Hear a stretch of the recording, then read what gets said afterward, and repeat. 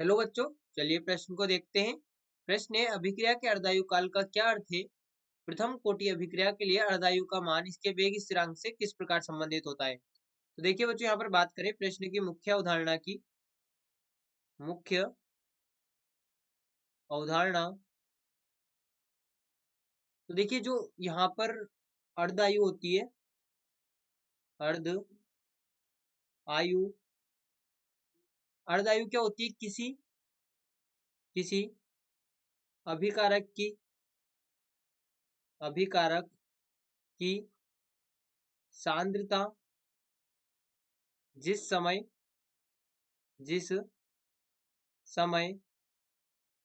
शुरुआती सांद्रता की आधी रह जाए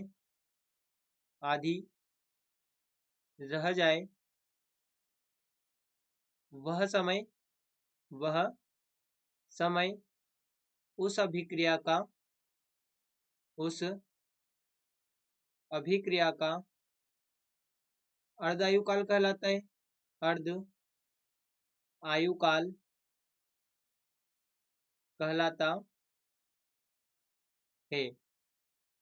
तो देखिए, जो हमारे पास में अर्धायु है, मान लीजिए यहाँ पर कोई उत्पाद ए है, इससे हमें उत्पाद बी प्राप्त हो रहा है।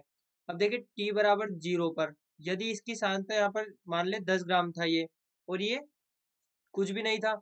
अब यहाँ पर जो समय t अर्धायु होगी उस पर ये 5 ग्राम रह जाएगा, सांद्रता आधी हो जाएगी, यानी कि ये भी 5 ग्राम होगा। तो यहाँ पर इसकी सांद्रता आधी रह गई, तो ये इसका क्या हो गया? अर्धायु होगी।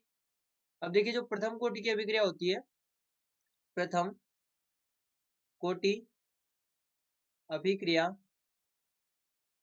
तो प्रथम कोटि अभिक्रिया के लिए वेग व्यंजक जो होता है, यहाँ पर वेग व्यंजक ये यहाँ पर होता है KT बराबर ln C0 बटे CT, जहां पर C0 शुरुआती सांद्रता और जो CT है ये समय t पश्चात सांद्रता है, समय t पश्चात सांद्रता। तो अब देखें, यहाँ पर हमारे पास में जो K है इसको हम इस प्रकार से लिखें K।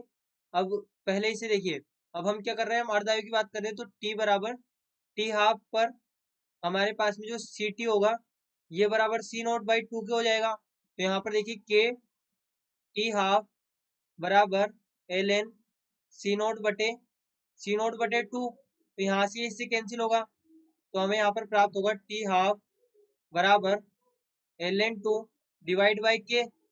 यहाँ पर ये हमें प्राप्त होगा। तो ये देखिए, ये यहाँ पर हमें प्राप्त हुआ संबंध, जो कि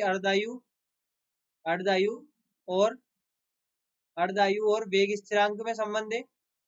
वेग स्थिरांक में संबंध, जहां पर K हमारे पास में वेग स्थिरांक के, K हमारे पास में वेग स्थिरांक होता है, t हाफ हमारे पास में अर्धायु, ln 2 हमारे पास में यहाँ पर ये C0/2 था, तो ln 2y बचा हमारे पास में। तो ये हमारे पास में संबंध हो गया अर्धायु और वेग स्थिरांक में, और अर्धायु को भी समझ लिया हमने कि अर्धायु क्या होती है। तो बच्चों, आशा करते हैं आपको प्रश्न समझ आया होगा।